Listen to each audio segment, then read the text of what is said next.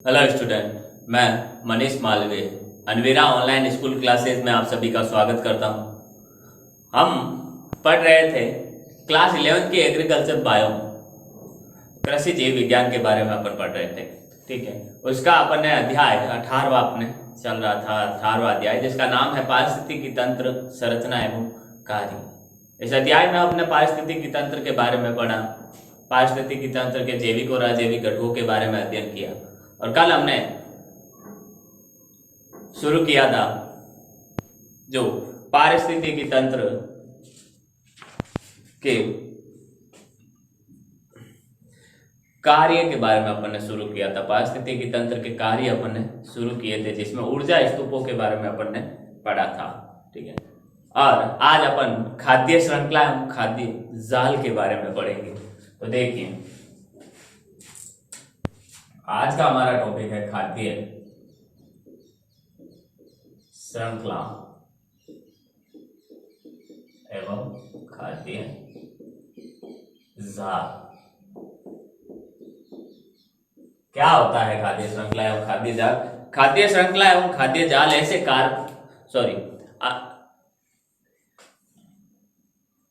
ऐसे जो कार्बनिक पदार्थ होते हैं, ऐसे कार्बनिक पदार्थ जो जिनके ऑक्सीकरण से पौधे को क्या मिलती है? ऊर्जा मिलती है। पौधे को क्या मिलती है?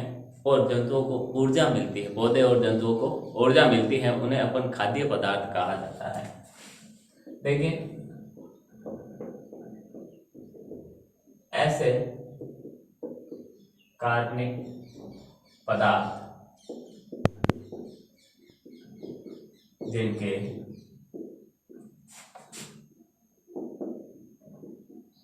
ऑक्सीकरण से ऐसे कार्बनिक पदार्थ जिनके ऑक्सीकरण से पौधे तथा जंतु को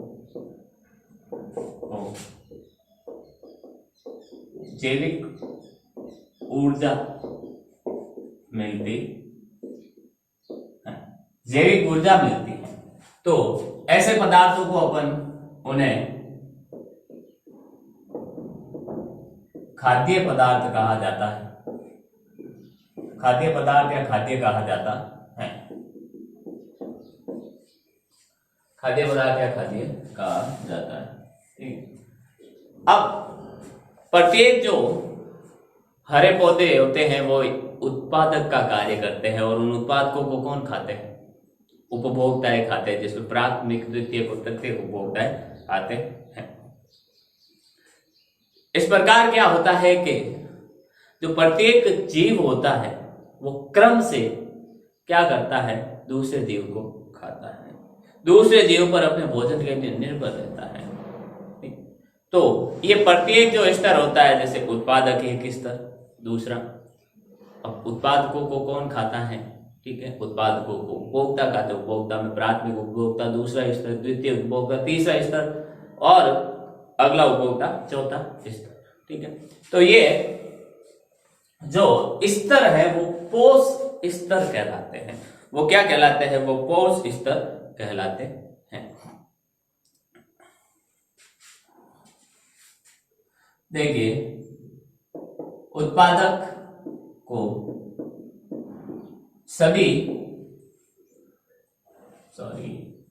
उत्पादक को उपभोक्ता ग्रहण करते हैं। इस प्रकार सभी जीव एक क्रम और श्रृंखला में क्या करते हैं? व्यवस्थित रहते हैं। इस प्रकार सभी जीव एक क्रम या श्रृंखला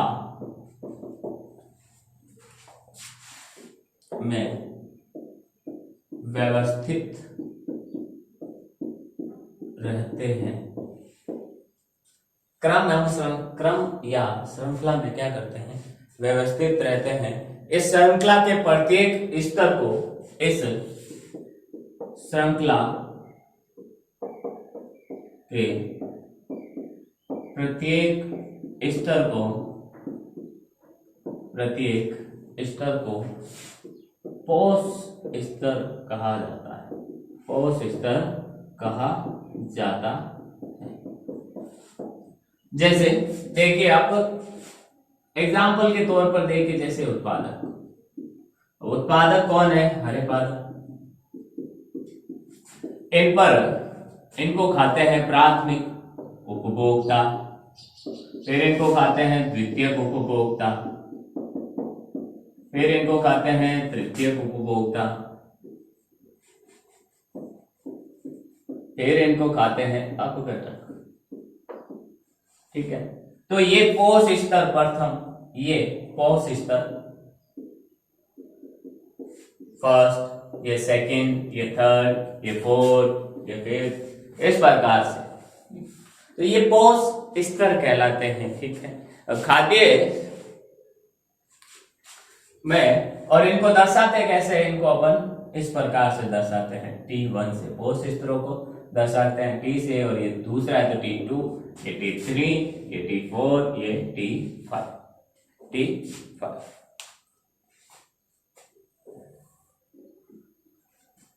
देखिए, तो इनको पोष स्तर से दर्शाते हैं, T1, T2, T3 से दर्शाते हैं। अब कई सारे जो जीव होते हैं वो एक दूसरे पर अन्योनाश्रित रहते हैं। अन्योनाश्रित का मतलब होता है कि ना चाहते हुए भी वो एक दूसरे पर आश्रित रहेंगे ही रहेंगे, वो कितना ही चाह ले। जैसे चूहा है या बकरी है, वो अगर हरे पौधों पर, उत्पादकों पर निर्भर है, शाकाहारी जंतु है, तो वो हरे पौधे को ही खाएगी। वो ना चाहते हुए भी इनडायरेक्टली भी वो किस पर निर्भर रहेगी? उन हरे पौधों पर ही निर्भर रहेगी। शेर है, वो मांसाहारी है, वो मांसाहारी जंतुओं को खाता है, शाकाहारी जंतुओं को खाता है, तो कितना भी चाह ले, कितना भी कुछ कर ले, वो घास नहीं खा सकता। तो अन्योन आश्रित जीवों की एक श्रृंखला जिसमें क्या होता है? खाद्य और खाने योग्य, खाद्य और खाए जाने योग्य, खाद्य और खाए जाने योग्य पदार्थों की क्या होती है? पुनरावृत्ति होती है। इसे अपन क्या कहते हैं? खाद्य श्रृंखला कहते हैं।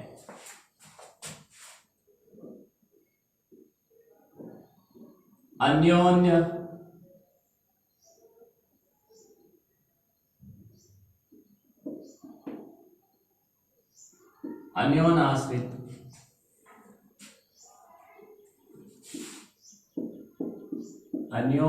आश्रित जीवों की श्रृंखला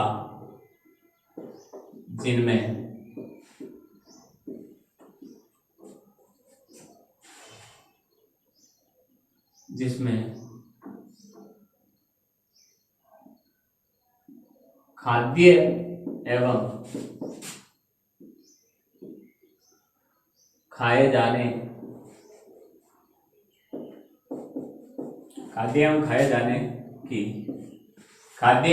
खाए जाने की पुनरावृत्ति से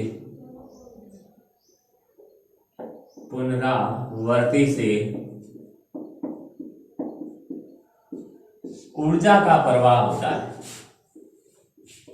ऊर्जा का क्या होता है? प्रवाह होता है। इसे खाद्य श्रृंखला कहते हैं। इसे क्या कहते हैं अपन? खाद्य श्रृंखला कहते हैं। इसे खाद्य श्रृंखला कहते हैं। जैसे एग्जाम्पल के तौर पर अपन देखें, एक श्रृंखला का उदाहरण लेते हैं।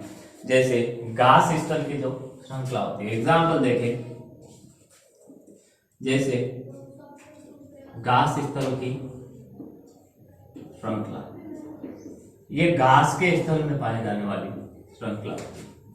अब देखिए घास स्थल की श्रृंखला में क्या होता है? सबसे उत्पादक जो होती है वो घास, जो घास है, घास को कौन खाता है? टिड्डा। ठीक है, टिड्डा, घास को टिड्डा खाता है, टिड्डे को मेंढक, मेंढक को सांप, सांप को मोर। इस प्रकार से ये श्रृंखला घास के मैदान में या घास में चलती है। तो ये घास है वो तो है उत्पादक, वो क्या है उत्पादक। ये है बाकी उपभोक्ता, ये क्या है उपभोक्ता, ये उपभोक्ता, लेकिन ये पहला खाने वाला इसलिए इसको प्राथमिक उपभोक्ता कहते हैं, इसको द्वितीयक उपभोक्ता कहते हैं, इसको तृतीयक उपभोक्ता कहते हैं और इसको चतुर्थ उपभोक्ता कहते हैं। इसको अपन प्रोड्यूसर पी से दर्शाते हैं। इसको कस्टमर है ये C1, अब कस्टमर है कौन सा, पहला है तो C1, ये द्वितीय है तो C2, ये कस्टमर 3, ये कस्टमर 4, ये कस्टमर 3 और ये कस्टमर 4। अब ये जो पोष स्तर के कारण होता है, इसलिए हमने अभी पढ़ा है ऊपर के प्रत्येक पदार्थ को क्या कहते हैं, एक पोष स्तर कहते हैं। ठीक है, प्रत्येक सभी जीव एक क्रम श्रृंखला में व्यस्त रहते हैं, इस श्रृंखला के प्रत्येक स्तर को पोष स्तर कहते हैं। इसको T1 पोष स्तर, T2 पोष स्तर, T3, T2, T3, T4, T5, ये तो पोष स्तर के आधार पर। ठीक है, ये तो हो गया अपने पोष स्तर के आधार पर। तो ये सब हमारे पाए जाते हैं। ये जो है वो उपभोक्ता है और ये जो लास्ट वाले हैं वो चरम उपभोक्ता कहलाते, चरम या शीर्ष उपभोक्ता कहलाते हैं। तो ये एक प्रकार की क्या है, घास के मैदान में पाई जाने वाली श्रृंखला है, खाद्य श्रृंखला है। अब आगे देखिए और एग्जाम्पल देखते हैं इसके अपन कुछ।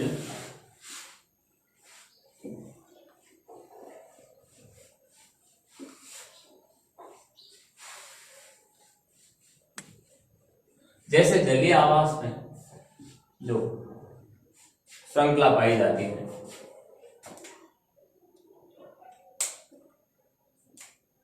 इसी तरह देखिए एग्जाम्पल, जैसे जलीय आवास में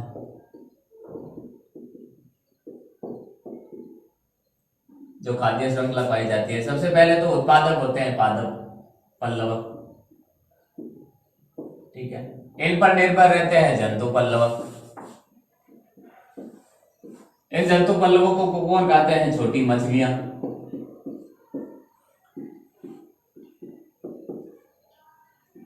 और छोटी मछलियों को कौन खाते हैं, बड़ी मछलियां। तो यहाँ पादप पल्लवक उत्पादक है, ये शाकाहारी कह सकते हैं इनको, या कह सकते हैं अपन इनको फर्स्ट कस्टमर, पहला कस्टमर C1, C2, C3 होता है। ये पहला पोष स्तर ये। ठीक है, तो ये चरम प्रकार की जो बड़ी मछलियां होती हैं वो क्या होती है, चरम प्रकार की, जो चरम प्रकार की जो बड़ी मछलियां होती है वो चरम या शीर्ष उपभोक्ता होती है। इसके अलावा अपन अगर एक वन में देख ले, वन में क्या श्रृंखला बनती है, वन में देखिए वनों के अंदर तो पादप होते हैं, सबसे पहले तो पौधे होते हैं, बड़े छोटे जैसे भी। ठीक है, पौधे को कौन खाता है, हिरण खाता है। हिरण को कौन खाता है, भेड़िया खाता है। और भेड़िया को कौन खाता है, शेर खाता है। इस प्रकार से तो पौधे प्राथमिक उत्पादक, सॉरी उत्पादक है सिर्फ, ये उपभोक्ता, ये भी उपभोक्ता है, उपभोक्ता है। ये कौन सा C1, ये C2, ये C3। इस प्रकार से ये T1 पोष स्तर, ये T2, T3 और T4, ये लगातार कई सारी जो होती हैं श्रृंखलाएं चलती रहती हैं। किसके अंतर्गत ये श्रृंखलाएं चलती रहती हैं, किसके अंतर्गत आती हैं ये सब, ये खाद्य श्रृंखलाओं के अंतर्गत आती है, जिसमें एक जीव दूसरे जीव पर निर्भर रहता है। किस लिए, अपने भोजन के लिए। अब प्रकृति में कोई एक खाद्य श्रृंखला नहीं चलती, कई सारी खाद्य श्रृंखलाएं होती है, लेकिन एक खाद्य श्रृंखला में 5 से 6 जीव पाए जाते हैं, लगभग 5 से 6 जीव पाए जाते हैं। क्योंकि अब क्यों 5 से 6 जीव क्यों पाए जाते हैं? क्योंकि प्रत्येक जीव पर कोश स्तर में श्वसन प्रक्रिया में क्या होती है, लगभग जो ऊर्जा इनके द्वारा उत्पादकों से ये पौधे जो ग्रहण करते हैं, ठीक है, पौधों से ये कस्टमर जो ग्रहण करते हैं, इनके प्रत्येक स्तर पर, इस स्तर से, यहाँ से इस स्तर पर, तो प्रत्येक स्तर पर श्वसन क्रिया में ऊर्जा का बहुत ही बड़ा अपव्यय हो जाता है। ठीक है, तो अपव्यय हो जाता है, अर्थात देखिए मान लो यहाँ से 100% यहाँ हो जाते हैं।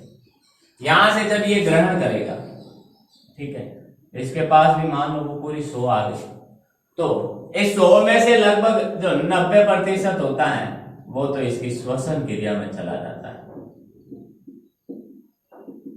बाकी यानी ये 90% तो क्या करता है, अपने खुद के काम में ले लेता है, अपने खुद की काम में ले लेता है।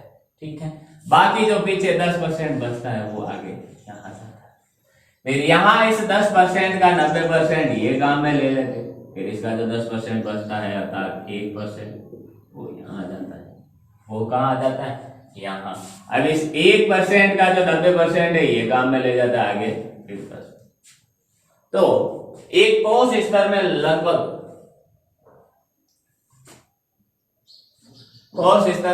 जो ऊर्जा का प्रवाह होता है वो लगातार घटता जाता है, अपव्यय होता जाता है। इसलिए अब यहां से 100 से 10, 10 से 1, 1 से 0.1 में आ गए हैं। 4 ही तो कड़ी हुई है अभी, ठीक है, 4 ही तो श्रृंखला में 4 ही तो जीव आए हैं, तो ये आगे बढ़कर इसलिए ज्यादा से ज्यादा 5 से 6 क्या होते हैं हमारे एक खाद्य श्रृंखला में, जो एक खाद्य श्रृंखला में क्या होते हैं अपने जीव होते हैं। ज्यादा से ज्यादा 5 से 6 कड़ियां पाई जा सकती है, इससे ज्यादा नहीं पाई जाती। तो देखिए अब अपन पढ़ते हैं खाद्य श्रृंखला के प्रकार सबसे पहले, ठीक है। तो देखिए खाद्य श्रृंखला के प्रकार क्या होते हैं।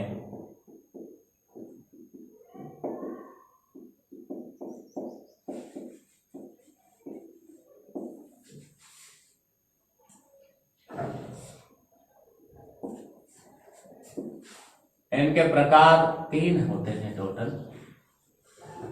कौन कौन से?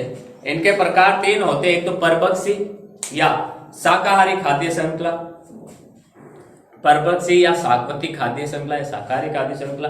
दूसरी होती है परजीवी खाद्य श्रृंखला, ठीक है, परजीवी खाद्य श्रृंखला, ठीक है। और तीसरी होती है हमारे अपरजीवी मृतोपजीवी खाद्य श्रृंखला, ठीक है। अब क्या होता है इसमें, पहला अपन देखते हैं परपक्षी। इसमें पहला होता है परभक्षी खाद्य श्रृंखला, परजीवी खाद्य श्रृंखला, और आखिरी है हमारी मृतोपजीवी अपरद या मृतोपजीवी खाद्य श्रृंखला। ये 3 प्रकार की जो खाद्य श्रृंखलाएं हमारे यहाँ पर पाई जाती हैं, 3 प्रकार की खाद्य श्रृंखलाएं पाई जाती हैं या होती हैं। ये जो परभक्षी खाद्य श्रृंखला है वो सौर ऊर्जा पर आधारित है। परभक्षी का मतलब होता है कि जो दूसरे जीवों को क्या करते हैं, भोजन के रूप में ग्रहण करते हैं। जो भोजन के रूप में क्या करते हैं, ग्रहण करते हैं।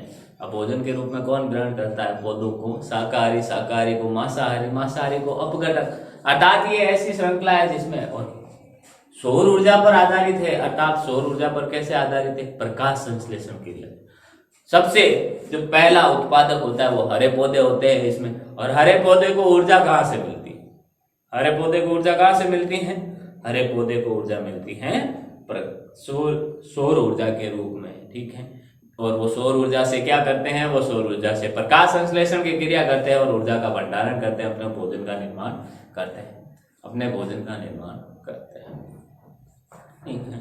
तो और पृथ्वी पर एकमात्र प्राकृतिक जो ऊर्जा का स्रोत है, इस ऊर्जा का जो स्रोत है सौर ऊर्जा, वो सिर्फ सूर्य की ऊर्जा ही है। तो सौर ऊर्जा पर आधारित पहली तो चीज यही है कि ये क्या है, ये सौर ऊर्जा पर आधारित है। पहली ही बात तो यही है कि ये किस पर आधारित है, ये सूर्य की ऊर्जा पर आधारित है। ये हरे पादप से शाकाहारी, शाकाहारी से कहा जाता है चरम शाकाहारी, मांसाहारी तक जाता है। अब देखिए ये शाकाहारी, अब ये किस प्रकार से चलता है, हरे पादप, हरे पादप से ये शाकाहारी, शाकाहारी से ये कहा जाता है मांसाहारी, अब मांसाहारी से ये चरम मांसाहारी, चरम मांसाहारी से क्या जाता है, ये अपकटक में जाता है। छोटे जीव से ये प्रारंभ होकर क्या करता है, जटिल जीवों तक बड़े, छोटे जीव से प्रारंभ होकर बड़े जीवों पर समाप्त होता है। ये छोटे जीव से प्रारंभ होकर बड़े जीवों पर, यह जो है वो छोटे जीव से प्रारंभ होकर बड़े जीव पर समाप्त होता है। जैसे पौधे, पौधे के बाद जो छोटे जीव होते हैं शाकाहारी, ठीक है, छोटे छोटे छोटे छोटे जो गाय भैंस बकरी, ये छोटे जीव। उसके बाद पौधे, पौधों के बाद छोटे जीव, छोटे जीव के बाद वो सबसे लास्ट में जो बड़े जीव होते हैं, शेर, चीता, भालू, ये बड़े जीव होते हैं। अब देखिए घास स्थल खाद्य श्रृंखला, इसका जो एग्जाम्पल है कह सकते हैं अपन, घास स्थल खाद्य श्रृंखला। अब घास स्थल की खाद्य श्रृंखला अभी अपन ने देखी थी कि इसमें क्या होता है, घास को टीटा खाता है, टिड्डे को मेंढक खाता है, मेंढक को सांप खाता है, और सांप को क्या खाता है, मोर खाता है। अर्थात ये घास छोटी छोटी सी बिल्कुल बारीक सी घास, उसको फिर टिड्डा खाता है, टिड्डे से फिर टिड्डे को, अब सबसे प्रारंभिक जीव तो छोटा, उसके बाद क्या है, मेंढक उससे बड़ा, सांप उससे बड़ा, मोर उससे भी बड़ा, ठीक है। तो ये क्या होती है, इनकी खाद्य श्रृंखला होती है।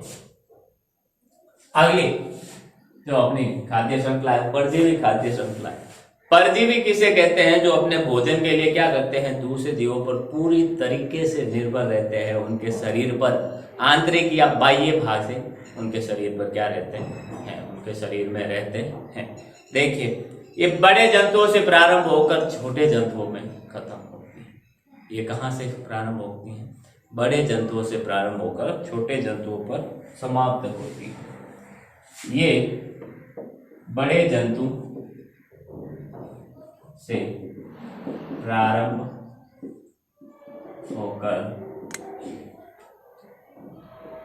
छोटे जंतु पर समाप्त होती है। छोटे जंतु पर क्या हो जाती है, समाप्त हो जाती है। अब बड़े जो शाकाहारी जंतु को पोषित या परपोष या अतिथेय कहा जाता है, अतिथेय कहा जाता है। नोट बना के यहां पे लिखना, क्या लिखना कि जो बड़ा जीव होता है, बड़ा जीव को पोषित अतिथेय या अतिथेय कहा जाता है। जैसे एग्जाम्पल देखिए, एग्जाम्पल के देखिए जड़ों पर निमेटोड और निमेटोड पर जीवाणु पाए जाते हैं। अब जड़ें होती हैं, जड़ों को कौन खाता है, निमेटोड खाता है, अर्थात उसके जड़ों के अंदर निमेटोड रहते हैं। ये निमेटोड आगे जीवाणुओं द्वारा खाए जाते हैं। तो इस प्रकार ये क्या चलती है, एक पूरी श्रृंखला चलती है। नेक्स्ट देखिए, अब ये जो अगली श्रृंखला है वो अपरद या मृतोपजीवी खाद्य श्रृंखला है। क्यों? क्योंकि अब इसमें क्या होता है, इसमें जो खाद्य श्रृंखला होती है वो सड़े गले पदार्थों से शुरू होती है, अर्थात इसमें वो जीव आते हैं जो क्या करते हैं, सड़े गले पदार्थों पर से अपना भोजन प्राप्त करते हैं। अब ये श्रृंखला कहां से शुरू होती है? ये श्रृंखला सड़े गले पदार्थ या कह सकते हैं अपन अपशिष्ट या अपरद अपशिष्ट से शुरू होकर मृतोपजीवी पर समाप्त होती है, अर्थात मरे हुए पदार्थों को जो खाते हैं उन पर समाप्त होती है। अब जैसे खाद को कौन खाते हैं? केंचुए को कौन खाता है? चीम को कौन खाता है? केंचुए को कौन खाता है? चील को, सांप को,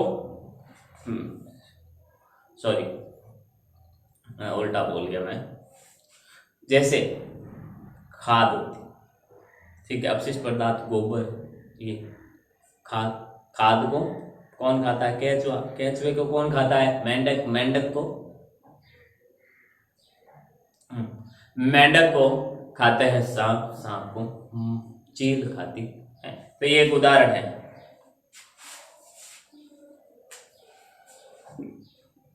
एग्जाम्पल देखिए, जैसे ये नोट बना के लिखना, घास व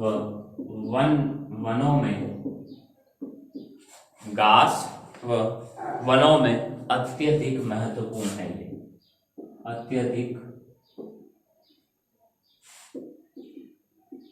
महत्वपूर्ण श्रृंखला है। घास या वनों में अत्यधिक महत्वपूर्ण श्रृंखला क्यों है, मैं बताता हूं। उससे पहले अपने इसका एग्जाम्पल देखें, ठीक। जैसे गोबर हो गया या खाद हो गई कोई भी, ठीक है, उस खाद को कौन खाते हैं? केंचुए। इन केंचुओं को मेंढक को सांप, और सांप को चील खाती है या मोर खाता है, सब ठीक है। अब ये जो गोबर और या खाद होती है, अर्थात वनों में, घास में, खेत में, वनों में क्या होता है, ये जो खाद होती है, जो अपशिष्ट पदार्थ होता है वनों में, जंगली जानवरों द्वारा जो अपशिष्ट पदार्थ निकाला जाता है, उन पर ये केंचुए क्रिया करते हैं। और केंचुए क्रिया करके क्या करते हैं इस खाद को वर्मी कंपोस्ट खाद, या जिसे अपन कहते हैं जैविक, बहुत ही इंपॉर्टेंट जो खाद होती है उसमें बदल देते हैं, ठीक है। और ये वर्मी कंपोस्ट खाद फिर जमीन में मिक्स होकर क्या करता है, जमीन का ह्यूमस पदार्थ बढ़ाता है, अर्थात जमीन की उपजाऊ, मृदा की उपजाऊ क्षमता को बढ़ाता है। इसीलिए ये घास व वनों में ये अपरद या मृतोपजीवी खाद्य श्रृंखला बहुत ही महत्वपूर्ण है, क्योंकि ये वहां की उपजाऊ क्षमता को बढ़ाती है। ये थे हमारे खाद्य श्रृंखला के प्रकार। अब खाद्य श्रृंखला के प्रकार के बाद ये हमारे खाद्य श्रृंखला के प्रकार थे। अब अपन पढ़ते हैं खाद्य जाल के बारे में। क्या पढ़ते हैं? खाद्य जाल के बारे में। देखिए, स्क्रीनशॉट ले लिया होगा आपने।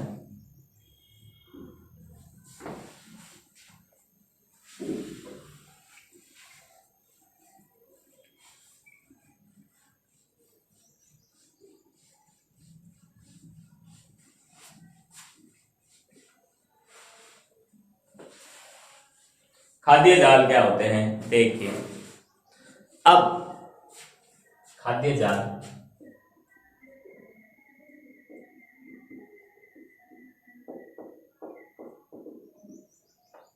खाद्य जाल किसे कहते हैं? जो विभिन्न श्रृंखलाएं होती हैं, खाद्य श्रृंखलाएं, वो आपस में किसी ना किसी प्रकार से संबंधित होती है। अपन जितना ये अभी जो जितना पढ़ा उस हिसाब से नहीं होती खाद्य श्रृंखला, या जितनी अपन ने सरलता से यहाँ पर पढ़ी उस हिसाब से नहीं होती है कि भाई घास को टिड्डा खाता है, टिड्डे को मेंढक, मेंढक को सांप, सांप को मोर, या चेल, बात खत्म। नहीं, ऐसा नहीं होता। ये कई श्रृंखलाएं, जैसे ये घास है, ठीक, जैसे कोई हरे पादप है, हरे पादप को बकरी भी खाती है, चूहा भी खाता है, ठीक है, और कई जीव भी खाते हैं, ठीक है। अब बकरी को शेर भी खाता है, बकरी को भेड़िया भी खाता है। अब चूहे ने घास खाई, चूहे को अब बिल्ली भी खाती है। चूहे को अगर भेड़िए के सामने चूहा आ जाएगा तो भेड़िया छोड़ेगा थोड़ी, उसको भी खाता है। तो ये और अब तो ये सब चीजें होती हैं, अर्थात एक सीधी तरीके की खाद्य श्रृंखला नहीं पाई जाती है। खाद्य श्रृंखला आपस में घुसी हुई होती है। तो विभिन्न खाद्य श्रृंखलाएं का जो आपस में क्या होती है, विविध खाद्य श्रृंखलाएं आपस में संबंधित होकर क्या करती है, खाद्य जाल का निर्माण करती हैं। विभिन्न खाद्य श्रृंखलाएं आपस में संयोजित या संबंधित होकर खाद्य जाल का निर्माण करती, खाद्य जाल का क्या करती है, निर्माण करती है विभिन्न प्रकार से आपस में। अब ये खाद्य जाल होता है वो विभिन्न जीवों, समुदाय, या खाद्य जाल विभिन्न समुदाय में या समुदाय में जीवों की बहुउद्देशीय संबंधों को प्रदर्शित करता है। खाद्य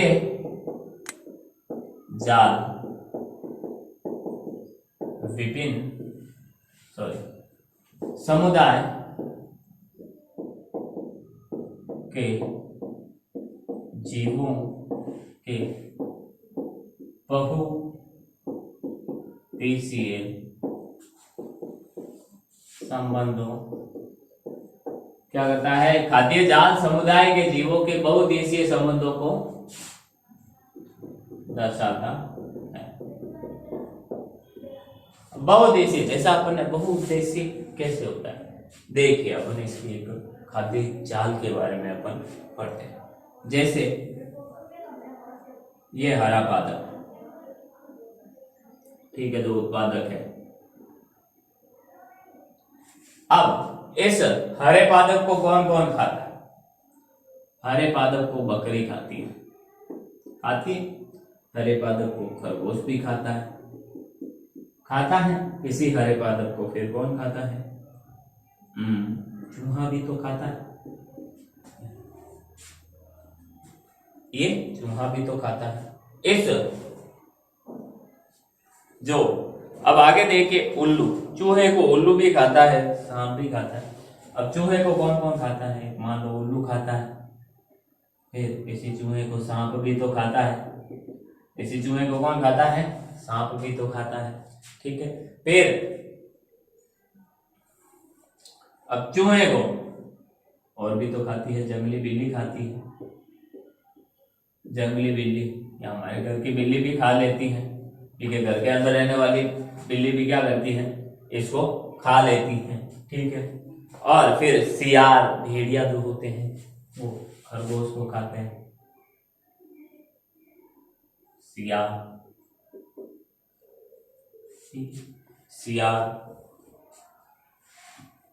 सांप को कौन खाता है, मोर। अब बकरी को कौन खाए, शेर तो सियार को भी खा लेता है, शेर जंगली बिल्ली को भी खा लेता है, ठीक है। तो अब ये पूरा का पूरा क्या कहलाता है? ये पूरा एक खाद्य जाल कहलाता है। खाद्य जाल समुदाय के जीवन में बहुदिशीय संबंधों को दर्शाता है। खाद्य श्रृंखला क्या थी? हमने पढ़ा था उत्पादक, जैसे पादप, जैसे घास में ले ले अपन, घास वाले घास को कौन खाता है? टिड्डा, टिड्डे को मेंढक, मेंढक को सांप, सांप को मोर, एक दिशा में चले। ये खाद्य श्रृंखला है। लेकिन खाद्य जाल एक दिशा में नहीं चलती है कि भाई अरे पादपों को खरगोश, खरगोश को शियार और शेर, नहीं, ये बहुदिशीय संबंधों को दर्शाता है। विभिन्न समुदाय के जीव है। अब यहाँ पे देखो, ये खरगोश, खरगोश शियार, भेड़िया, ठीक है, ये हरे पादप को बकरी भी खाती है, चूहे को अब जंगली बिल्ली भी खा रही है, उल्लू भी खा रहा है, सांप खा रहा है। यह बहुदिशीय संबंध है, ठीक है।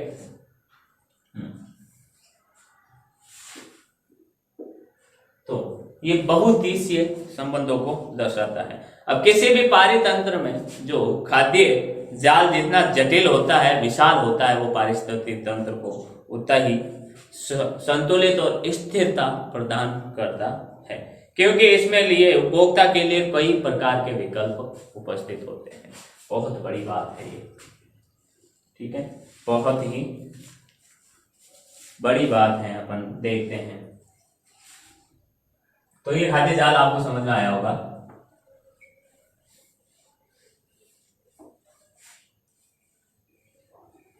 तो जो खाद्य जाल है वो जितना जटिल एवं विशाल होगा, नोट बनाना है,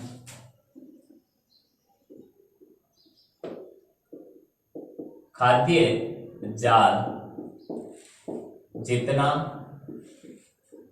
जटिल एवं विशाल होगा, यह पारिस्थितिकी तंत्र को उतनी ही स्थिरता एवं संतुलन प्रदान करेगा, क्योंकि जटिलता के कारण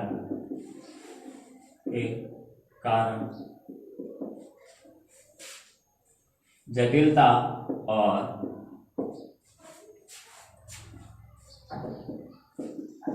विशालता के कारण अब जितनी स्थिरता या संतुलन प्रदान करेगा, जितनी जटिलता और विशालता के कारण उपभोक्ता के लिए कई सारे विकल्प होंगे। जैसे अपन ने देखा हरे पादप, खरगोश, बकरी, चूहा, बकरी, शेर, सियार, सियार को शेर, चूहे को उल्लू, बिल्ली, बिल्ली को शेर, इस प्रकार से। अर्थात यहां से अगर ये बकरी गायब हो जाए कोई फर्क पड़ेगा? शेर क्या है, खरगोश को खा लेगा, सियार को खा लेगा, बिल्ली को खा लेगा, ठीक है। चूहा बीच में से गायब हो जाए तो बिल्ली किसी बकरी को खा लेगी, किसी और चीज को खा लेगी, ठीक है। और खरगोश यहाँ से गायब हो जाए, क्या कोई फर्क नहीं पड़ेगा। अर्थात जितने ज्यादा, अब यहाँ पर अगर ये 50-100 घास खाने वाले पौधे हैं, घास खाने वाले जो जीव है शाकाहारी, वो यहाँ पर श्रृंखला में खाती है, जाल में 50 कांटे हैं, तो एक को नहीं खाएगा, बाकी उन 50 में से किसी को खा लेगा, ठीक है। तो ये संतुलन बनाए रखता है, जिससे खाद्य श्रृंखला लगातार बनी रहती। तो ये था हमारे आज खाद्य श्रृंखला और खाद्य जाल के बारे में हमारा टॉपिक। इसके आगे अपन पारिस्थितिकी तंत्र का बहुत ही इंपॉर्टेंट नियम पढ़ेंगे, जो अभी मैंने आपको बताया भी था, ऊर्जा के बारे में।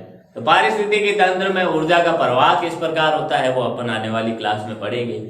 पारिस्थितिकी तंत्र का दक्षांश का नियम अपन पढ़ेंगे, ठीक है। और कई सारे फिर उत्पादकता, अपर्दन और दक्षता के बारे में अपन पढ़ेंगे। उम्मीद करता हूं आज अपन ने जो भी पढ़ा वो आपको समझ में आया होगा। मिलते हैं आने वाली क्लास में, तब तक के लिए आप लोग पढ़ाई में ध्यान दें, एग्जाम की तैयारी करें जितना नजदीक आ रहे हैं। मिलते हैं अपन अगली क्लास में। Thank you.